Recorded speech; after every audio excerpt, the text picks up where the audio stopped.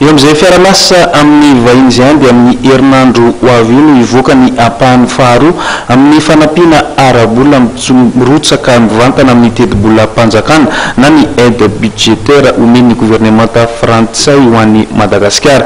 Nanamafy ny fahatokisany fitondrana malagasy ny gouvernemanta frantsay amin'ny alalan'ny fanomezana fanampiana arabola mitetina 10 tapitrisa euro araka ny nambarany masovoan'ny la Frantsa eto Madagasikara. Nisari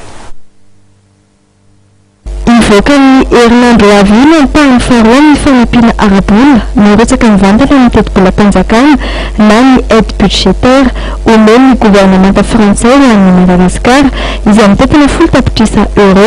Tsy ahivana fanampahany voalohany mivoaka tamin'ny fiandohany ty taona ity dia mitetina hatramin'ny 70 tapitrisa euro.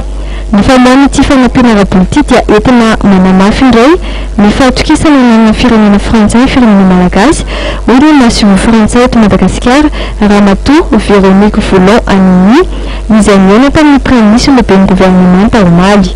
Voaresaka tamin'ity fampidinan'ity ihany koa ny fiarahan'ny tamin'ny gouvernemanta Rotonta amin'ny alalan'ny voamerana ny isana ny lafiny teknika eo amin'ny fanavaozana ataon'ny draft-piaraniasa na ny accord cadre eo amin'ny firenena Rotonta.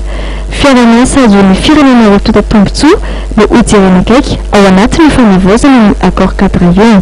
Le côté négatif dans cette coopération, mais soyez rassurés que nous sommes là pour aller de l'avant, pour mettre en exergue la vision du président de la République de Madagascar, faire de Madagascar une nation moderne et prospère, c'est-à-dire bâtir un Madagascar nouveau et fort. C'est dans ce sens qu'on a l'initiative de développer Madagascar, les 22 régions de Madagascar d'une façon équilibrée, d'une façon durable.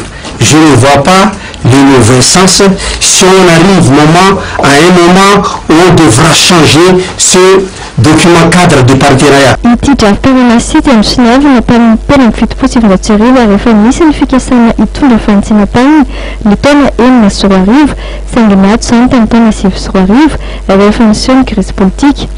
Ny lafin'ny fiaraniasa ara-miaramila dia voaresaka ihany koa ka fantatra fa nisy manam-boninahitra malagasy ahazo tombotsoa amin'ny fanatanterahana fiofanana any amin'ny école supérieure de guerre en France amin'ny taona 2014.